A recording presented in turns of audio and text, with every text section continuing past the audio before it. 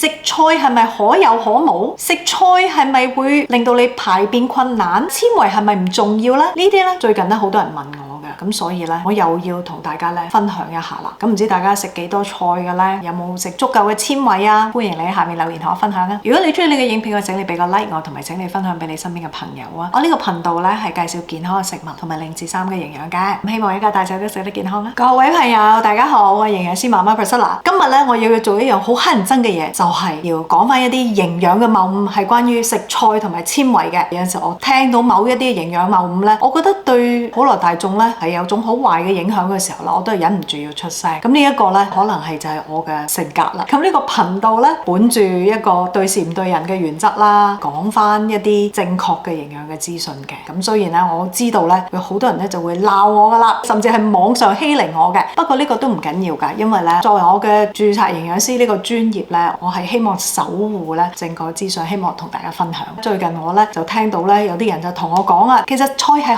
可有可無噶，唔需要纖維咧都可以排到便噶。我聽到呢啲咧，我已經覺得啊，究竟點解要咁樣講咧？我言歸正傳，就想同大家講下咧，究竟點解有啲人咧會話我便秘，但係我食菜都冇用噶？其實係咪真係食菜係對便秘係冇用咧？今日咧同大家分享下。今日咧我就唔講嗰啲歷史文物健康飲食金字塔啦，因為咧其實係1992年嘅嘢啦，已經係30年前噶啦。之前影片我有介紹過，我費事講啦。今日咧想同大家講下咧，就係纖維對我哋嘅身體咧有啲咩嘅重要性咧？究竟我哋係咪唔需要食纖維咧？特別如果你有食菜，但係你係便秘嘅時候，究竟發生緊啲咩事啊？第一樣嘢咧，我想講下點解一個人咧，如果佢係成日都長期便秘，佢覺得佢已經食得好多菜啦，點解仲會便秘嘅咧？呢個情況咧就有兩個可能性，就係即使佢食好多菜，但係佢食嘅纖維都係唔夠。另外一個情況咧就係佢食咗好多菜，纖維都夠啦，但係佢仍然都便秘嘅。我講第一個情況先，就係好多時最常見咧，就係好多人咧就覺得我已經食咗好多菜啦，點解我仲係便秘嘅咧？首先咧，大家要了解下咧，纖維咧個每日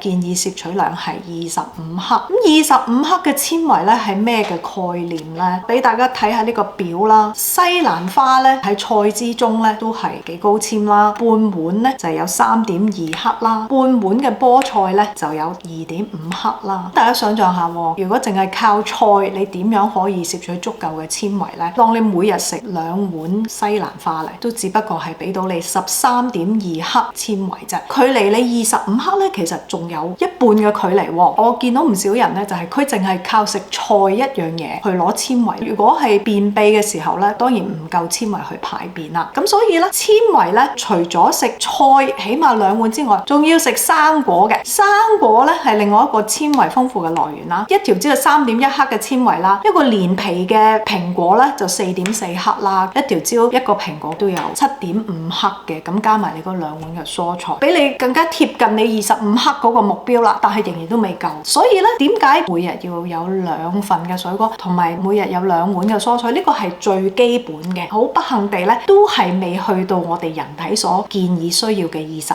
克咯。咁所以好多人就係話，如果你本身天生個腸又蠕動得比較慢嘅，咪有陣時會有排便嘅困難。所以係要同時點解要食一啲全麥嘅穀類啊，或者要食一啲嘅豆啊，或者食一啲嘅種子好似奇亞籽啊，就會有好高嘅纖維俾到大家咯。咁就有機會去到25克。大部分嘅人咧嘅飲食係唔夠纖維嘅。解釋下纖維係有邊2種啦，同埋係對我哋嘅排便有啲咩影響啦。有2種嘅，第一咧就係叫做非水溶性纖維 （insoluble fiber），等落水咧就唔會溶嘅，係一啲粗纖嚟嘅。另外一種咧就係水溶性纖維啦，咁等落水咧係會溶嘅。非水溶性纖維咧落到個腸嗰度咧，如果佢有水可以吸水嘅話咧，個體積就會脹大，嗰啲便便由於脹大咗咧，就會刺激你條腸喺度喐。咁所以咧，非水溶性纖維咧對刺激你條腸喐咧係有個好直接嘅幫助嘅。咁如果有啲人咧腸咧就喐得太快，成日都容易肚屙嘅，咁你可能咧就要斟酌咧係食一啲水溶性纖維啦。水溶性纖維咧對於排便咧係有咩影響？佢其實咧就好似一啲嘅膠水咁樣，將啲糞便咧就黐埋變成有形態嘅。咁我之前咧都有影片介紹過啦，即係唔同嘅便便嘅形態點樣反映你嘅腸道健康嘅情況啦。咁但我想講咧個重點咧就係蔬菜係要食嘅，因為咧蔬菜咧大部分都係有非水溶同埋水溶嘅。咁但係如果你唔食菜同埋生果嘅話咧，你本身咧最基本嘅纖維嘅份量都唔會夠噶啦。咁呢個咧就係一個問題嚟噶啦。有一個報告同大家分享咧，就係2022年啦，一個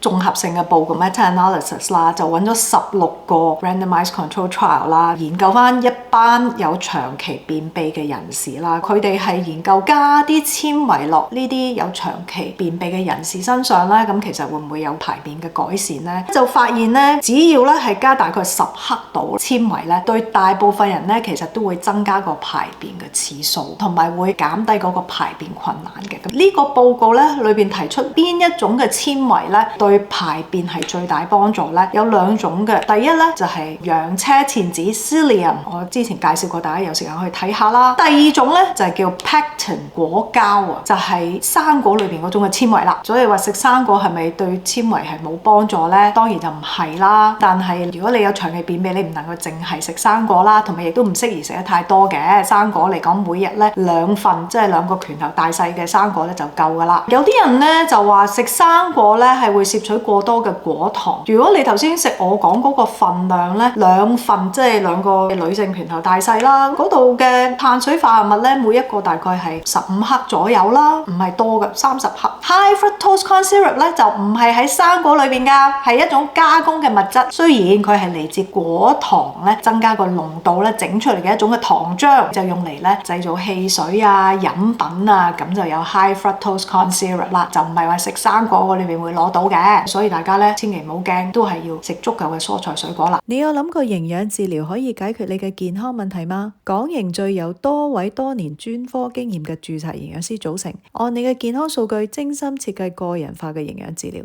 等你解決健康問題。透過簡單易用嘅溝通平台，安坐家中同營養師聯絡，輕鬆處理健康疑難，提升生活質素。歡迎你聯絡我哋，預約15分鐘免費評估，踏出健康第一步啊！我講下第2個情況啦。咁其實有啲人咧的而且確佢可能係食好多嘅纖維，但係佢都有排便嘅困難，可能佢真係去到25克啦。不管佢用什麼方法，我哋要睇幾樣嘢啦。佢其實係咪有啲纖維以外嘅嘢令到佢排便唔暢通咧？咁第一，佢會唔會係因為水分唔夠咧？纖維咧負責喺個腸道嗰度推啦，刺激個蠕動啦。咁但係你都有水作為一種潤滑劑。如果你係淨係加咗纖維，但係飲水唔夠嘅人咧，係好多時候係便秘係更加差嘅。所以水分咧係要足夠嘅，當纖維係夠嘅時候。第二咧就係其實有啲朋友佢可能因為年紀大啦，或者運動不足啦，其實腸喐得慢啲嘅時候，咁你個大腸吸水咪多啲，咁咪會又係完成便秘咯。咁另外亦都有啲人咧，其實佢個腸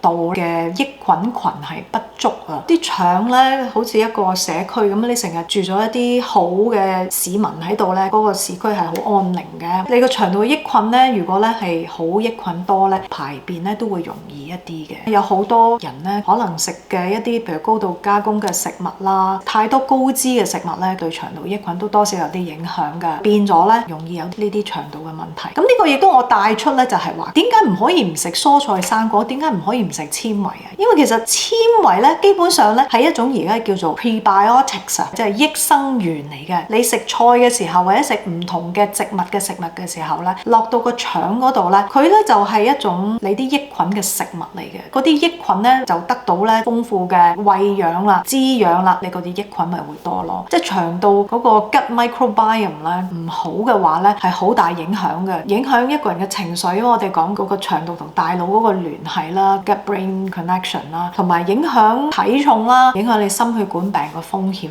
如果你唔食足夠植物嘅食物咧，係會增加腸道益菌咧嘅問題㗎。我嘅立場咧就係大家都係要食唔同種類植物性嘅食物咧，俾多啲益生元 prebiotics 等你嘅腸道益菌係生長㗎，有個好嘅益菌群咧，咁大家會係更加健康㗎。希望咧喺呢一度咧就破解咗坊間一啲嘅誤解啦。咁我都係希望咧，即係唔好話唔食菜，即使咧生酮飲食咧都唔係唔食菜㗎嘛，只不過種類係少一啲啫。咁但係咧蔬菜係唔能夠唔食㗎。你想唔想知道你嘅腸道健康係點咧？我咧最近設計咗一個腸道健康嘅測試表啊，有興趣了解你自己腸道健康同埋知道點樣改善嘅話咧，歡迎你去下邊說明文嘅連結嗰度下載啊。今日嘅分享就到呢度，多謝大家收睇，拜拜。